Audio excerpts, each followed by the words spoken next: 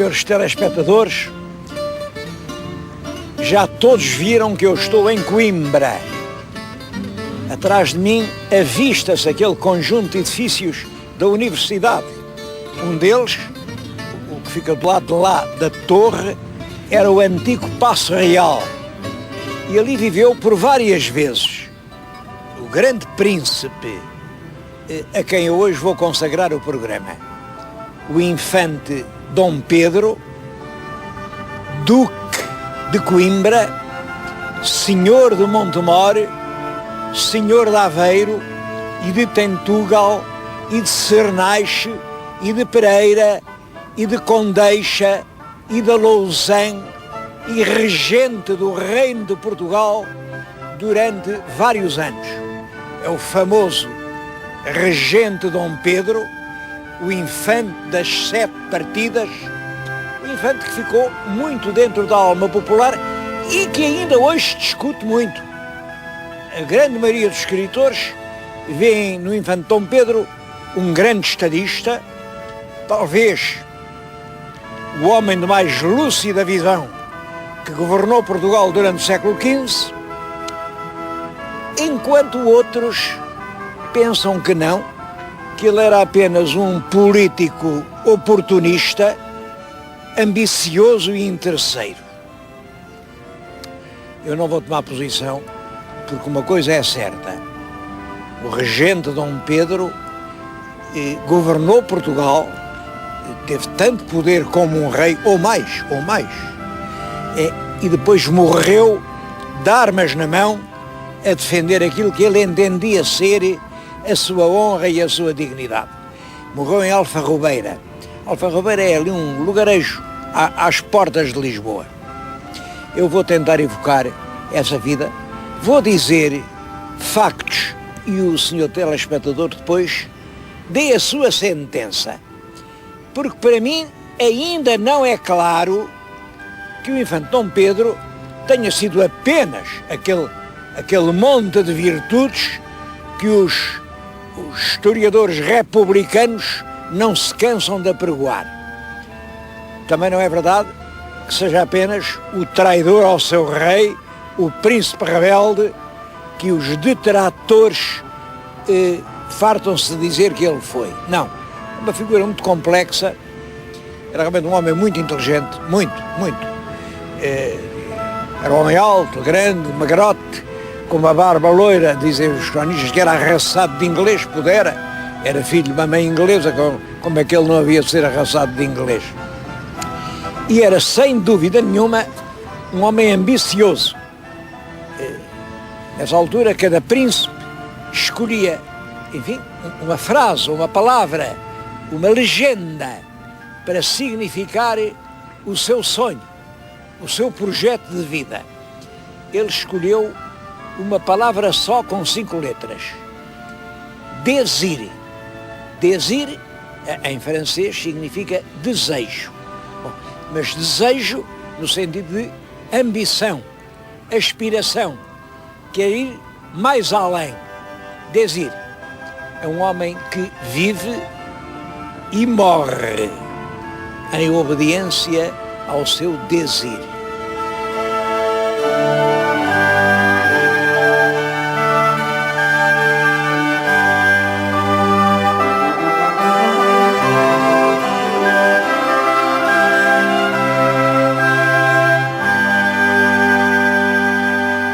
O infante Dom Pedro era escritor, era um homem que se dava muito às letras, deixou-nos escrito um livro que é a Virtuosa Benfeitoria. Virtuosa Benfeitoria tem um sentido que nós hoje compreendemos mal, mas quer dizer, uma benfeitoria era um favor, uma dádiva, uma nomeação, uma promoção que se fazia a alguém. E ele, a virtuosa, era a promoção bem feita, a não virtuosa era a mal feita. Portanto, esse livro da Virtuosa Benfeitoria, de certo modo, já é uma forma de o infante a explicar ao rei como é que o rei devia governar. Aliás, é um livro que em parte é a tradução de um livro latino de benefícios, mas tem uma grande parte dele, e são conselhos sobre como se deve realmente administrar e como se devem governar os vassalos. Além disso, deixou cartas. Essas cartas revelam, sem dúvida, um homem muito inteligente. Sem dúvida, isso é um facto muito inteligente. E um homem que, em certo sentido, estava acima do seu tempo. Bom, da vida dele o que sabemos é que ele é feito Duque de Coimbra depois de Ceuta, portanto depois de 1415. Em Coimbra o rei tinha um belo palácio real. Eu estou neste momento a falar-lhes diante do que me parece ser o que ainda hoje evoca melhor o Paço Real de Coimbra.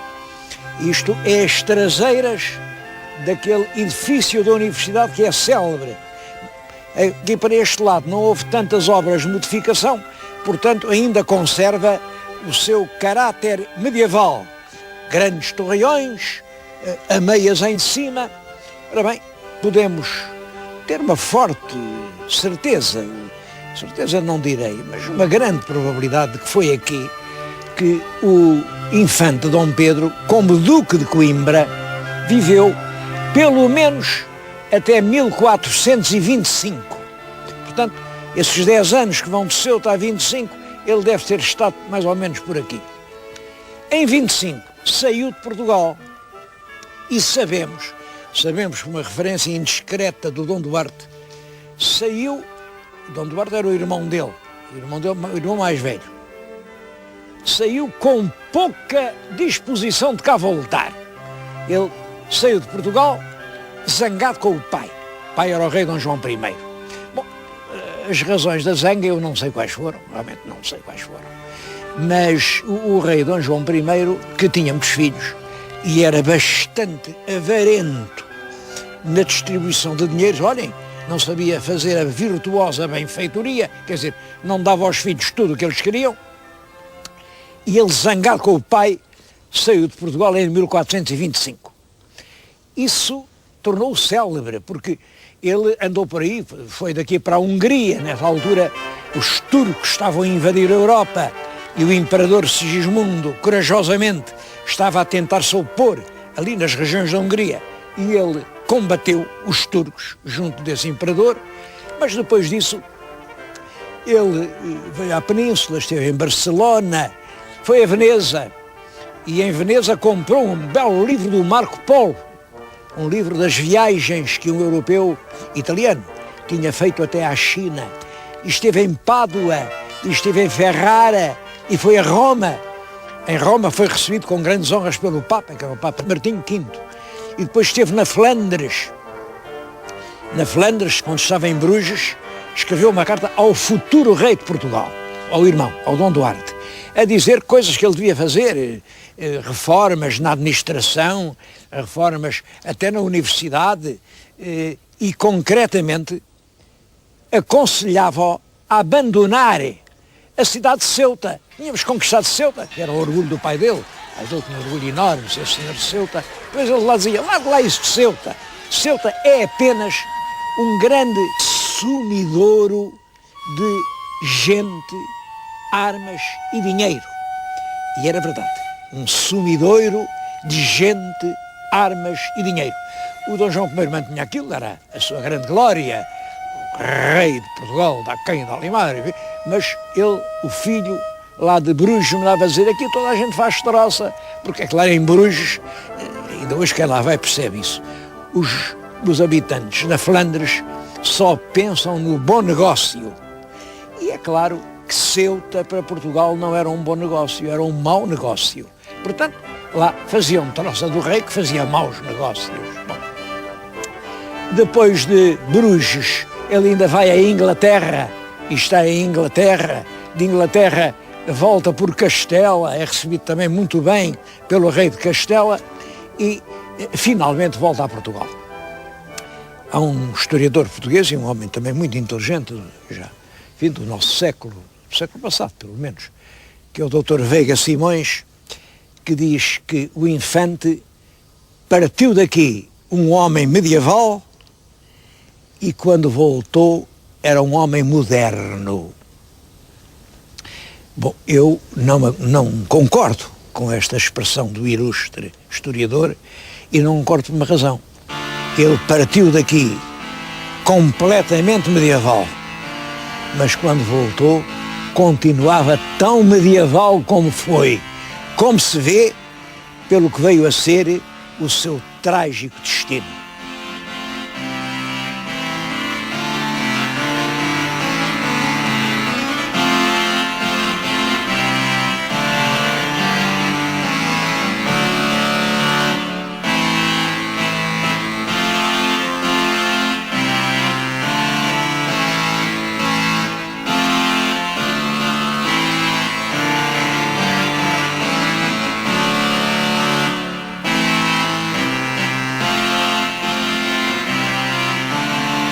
Depois de regressar das suas viagens, portanto, em 1428, Dom Pedro não figura na corte. Ele aparece pouco na corte ou nada. Ele continuava a ter más relações com o rei, tanto assim que ele não compareceu no funeral do pai. Mandaram-lhe dizer a Coimbra, o rei estava a morrer, vieram todos os irmãos, mas ele sai de Coimbra, vai até Leiria, mas instala-se no Palácio de Leiria, naquela bela sala que nós conhecemos. Demorou-se a escrever uma longa carta ao irmão, que agora, por morte do pai ia ser rei, a ensinar-lhe como é que ele devia reinar. É junto do túmulo do rei Dom Duarte que eu lhe estou a falar. O túmulo está hoje nas capelas imperfeitas da Batalha. Bom, imperfeito hoje quer dizer mal acabado. O sentido da expressão é apenas imperfeitas porque não foram completadas. Era uma construção gigantesca e é perfeitíssima.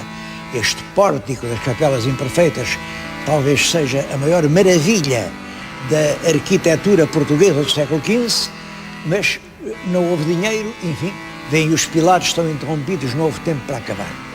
É por isso que chamam imperfeitas. Mas Dom Duarte sucede no trono, realmente, deu-se sempre bem ao irmão, ao Dom Pedro, mas apenas reinou 5 anos. Começa em 1433 e vai até 38. Em 38 morreu. Parece que de peste, havia uma onda de peste em Portugal. Também há quem diga que morreu de tristeza pelo que se tinha passado em Tanger. Seja como foi, morreu. Morreu, mas deixou um testamento. Testamento a dizer, bom, se eu morrer, como o meu filho, o herdeiro do trono, tem só 6 anos, é o Dom Afonso V, tem só 6 anos, é menor, tem que haver uma regência. E a regente será a rainha Dona Leonor. E será regente sem interferência de mais ninguém. Além disso, no testamento, Dom Duarte dizia outra coisa. O meu irmão Fernando, que está preso em Fez, façam todos os esforços para o libertar. Ofereçam dinheiro, negociem, mas se não for possível de outra maneira, entregue-se à cidade de Ceuta, porque era isso que estava prometido. Nós entregávamos Ceuta e os marroquinos devolviam-nos o infante prisioneiro. Dom Pedro ficou um bocado, ele era irmão e era uma pessoa com muita capacidade. Como é que agora ia ficar regente uma mulher para mais uma estrangeira? E começa aqui uma luta que durou 15 meses, em que o Dom Pedro, pouco a pouco, retira poderes à rainha regente, acaba por empurrar a rainha regente para fora de Portugal. Ela tem que fugir para Toledo e ele, aclamado pela população de Lisboa, em 1439, começa ele a ser regente de Portugal. Bom, era de esperar que uma das primeiras coisas que fizesse foi salvar o irmão que estava preso em Fez, entregando Ceuta, porque ele dizia que Ceuta era apenas um sumidouro de gente, armas e dinheiro, mas não entregou Ceuta, não salvou o irmão, que morreu em 1443, morreu porque não aguentou os sofrimentos. Esta regência devia durar só até o jovem rei, que tinha 6 anos, atingir a idade de 14 anos. Portanto, devia durar 8 anos de regência. Bom, mas quando o rei fez os 14 anos, ele entregou-lhe o poder, mas a criança disse não, continua a ajudar, e ele continuou a ser o regente.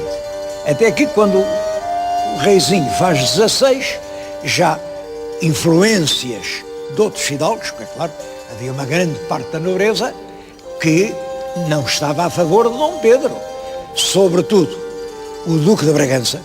O Duque de Bragança, que era irmão de Dom Pedro, chefia o partido contra o regente e aconselham o jovem rei. E agora o rei é o senhor, agora o rei é quem deve reinar. Manda embora o regente já não manda nada. E realmente, em 1448, Dom Afonso V começa o seu reinado pessoal e o regente volta para os seus passos de Coimbra. Anda por ali, mas é claro que, entretanto, começa a vaga das calúnias. Os inimigos começam a acusá-lo de ter administrado mal os dinheiros públicos, de ter protegido só a família. Olhem, o próprio reizinho pequenino, ele casou com uma filha dele. E pior, acusam-no de ter mandado envenenar em Toledo a pobre rainha Dona Leonor, que lá estava refugiada. Os cronistas falam nisto, dizem que não. É certo que ela, em 1445, portanto, um ano antes do filho atingir a tal idade para reinar, no ano anterior, deram-lhe veneno e ela morreu. Isso é certo. Agora, quem é que lhe mandou dar o veneno? Até se sabe o nome da mulher que lhe deu. Quem é que lhe o mandou dar? Claro, os inimigos do Dom Pedro diziam, foi o Dom Pedro. Mas os amigos diziam, não foi o Dom Pedro. São questões lá da política castelhana, porque ela tinha uns irmãos que eram os infantes de Aragão e havia medo que ela, estando em Toledo, lhes pudesse, enfim, facilitar a vida e, portanto, foram os políticos castelhanos quem a matou. A verdade nunca se saberá. É certo que essa acusação foi feita e é certo que era uma das culpas mais graves que assacavam ao antigo regente. O antigo regente em Coimbra defendia-se, dizia tudo isso é mentira e tentava defender-se, mas as acusações eram cada vez mais graves e havia um facto grave realmente. É que o regente Dom Pedro, durante o seu reinado, tinha procurado lançar-se numa aventura militar em Castela. Mandou invadir Castela por um exército. E esse exército foi armado, todo o material de guerra do tempo foi comprado, era um exército bem armado que chega a entrar em Castela, não chegou a haver combates, mas ele depois recolheu todo esse armamento nos seus armazéns de Coimbra.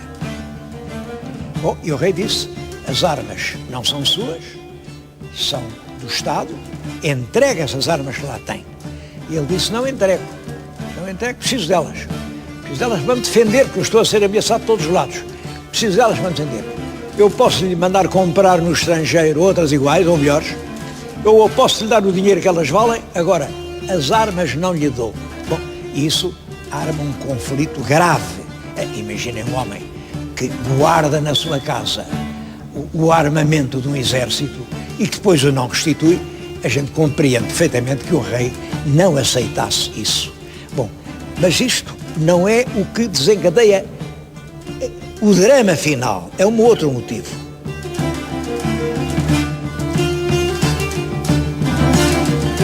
O rei estava em Santarém com a corte e perante esta atitude do ex-regente mandou pedir ao Duque de Bragança, que era irmão de Dom Pedro, embora filho bastardo de Dom João I, mandou-lhe dizer que viesse lá de cima com as suas tropas para Santarém.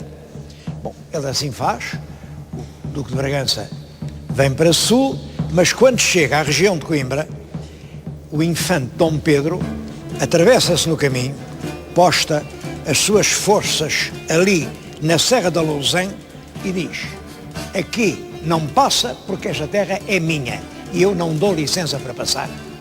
Bom, o duque faz queixa ao rei e de Santarém vem recado: deixe passar porque veio ao meu serviço.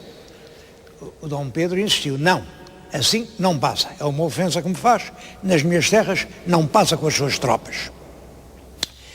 O Duque de Bragança, era inverno, mas enfim, teve que acatar essa ordem, voltou para trás, foi pela Serra de Estrela, veio pela Covilhã e lá chegou a Santarém. Chegou a Santarém e fez queixa ao rei. Fez queixa ao rei de que o antigo regente, infante Dom Pedro, tinha desobedecido à ordem real. Bom, aqui o que a crónica de Rui de Pina que conta isto. O que a crónica diz parece-me um pouco romântico, mas enfim, é o que o cronista diz. Diz que o rei reuniu o Conselho Real para julgar essa rebeldia do tio e o Conselho disse: quem não obedece ao rei tem que ser ou morto, ou preso, ou exilado. Quer dizer, tem que escolher entre a morte, a prisão ou o exílio. E que a esposa do rei, que já lhes disse que era filha do infante Dom Pedro, soube disso e mandou dizer ao pai: olhem, aqui o conselho dizem que tens que escolher entre a morte, a prisão ou o exílio. E que o Dom Pedro disse: então, eu das três escolho a morte. Isto parece-me romântico, mas é o que a crónica diz. É certo que ele manda juntar todas as suas tropas, cerca de 1000 homens de cavalaria, cerca de 5000 homens de infantaria e artilharia, canhões, e antes de sair vai visitar a Sé, vai a Santa Cruz de Coimbra orar, vai também ao mosteiro de Santa Clara, daí põe a coluna em movimento, vem acampar na Ega. A Ega é uma comenda, ainda hoje lá está a comenda. Da Ega vem aqui à batalha e esteve mais ou menos no sítio onde eu estou, esteve de joelhos diante do que ele sabia que seria o seu túmulo. É este que estão a ver. Este túmulo já aqui estava, disposto pelo pai para quando ele morresse. Ele esteve aqui a rezar. E daqui vai para Rio Maior. Rio Maior é já perto de Santarém e esteve com as suas tropas em ordem de batalha durante 3 dias em Rio Maior, à espera que as tropas reais lhe fossem dar combate. Mas não foram. Ele então sai de Rio Maior, vai por Alcoentre, de Alcoentre vem à Castanheira, da Castanheira passa em Alverca e naquela noite, já durante isto, gastaram-se quase 15 dias, dispõe o acampamento para esses milhares de homens, junto de uma ribeira, a ribeira de Alfarrobeira, que fica muito perto de Alverca.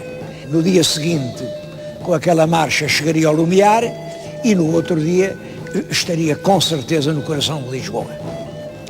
É nessa altura que o exército real o cerca.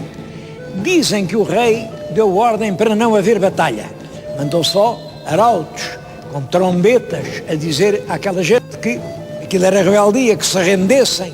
Bom, a verdade é que 2 exércitos furiosos, cada um a considerar-se injuriado pelo outro, primeiro começaram a tirar pedradas, depois das pedradas foram setas. Aí o infante Dom Pedro dá ordem para as suas peças de artilharia dispararem sobre o acampamento real. E uma pedra atirada por um canhão vai cair mesmo junto da tenda onde estava o rei.